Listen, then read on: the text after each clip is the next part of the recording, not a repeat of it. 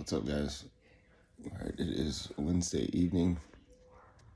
I had the surgery Tuesday morning at 8 a.m. It's Wednesday now at 4 p.m.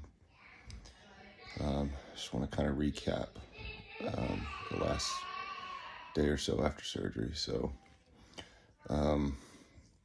waking up from surgery, I guess some of the local pain injections that they had started to wear off. They had already had me on a Vicodin and something else for the muscle spasms. Well, when that started to wear off, I was in probably the most intense pain I've ever been in my life by a mile. It was a local intense pain and where the incision and on my spine, but it was also radiating out from my legs. So immediately, I was writhing in pain, and the doctor was trying to figure out, my pain level, on a 1 to 10, how much you hurting, and I was every bit of a 10. So at that point, they tried a morphine drip, tried to give me the morphine drip. That didn't do anything. Tried that for like 5 or 10 minutes. Pain didn't improve at all. Then they went to fentanyl. That took the pain from like a 10 to like a 9.5. Took the edge off just a little bit to where I could breathe, basically. And then they saw I was still in a lot of pain, so they gave me ketamine. And if you know anything about ketamine, it is more or less a really mild acid trip. As soon as he injected that in me, I was in another dimension. I was hallucinating. I was seeing all kinds of crazy shit. For some reason, I felt like I was floating above myself, and I didn't have arms. It was wild. But he that lasted for about 10 minutes, and they had given me something else to, I guess, help counteract the hallucinations, and that seemed to help.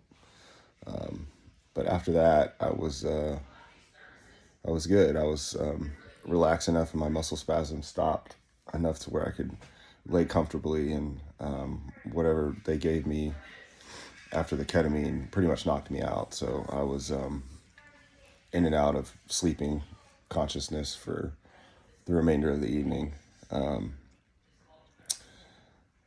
That night, I got woken up every hour or so for either a pain med or a muscle relaxer or vitals, something like that. So I didn't get much sleep. And then this morning, ran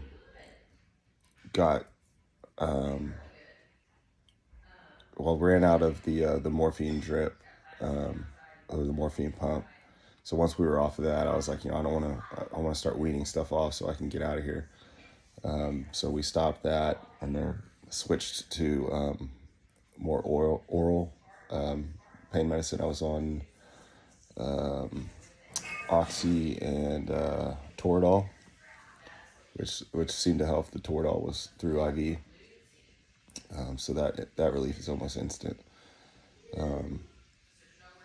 But after that, the PT came in, and I worked on log rolling to my side, and sitting up, and then had a walker and was able to stand and use the bathroom.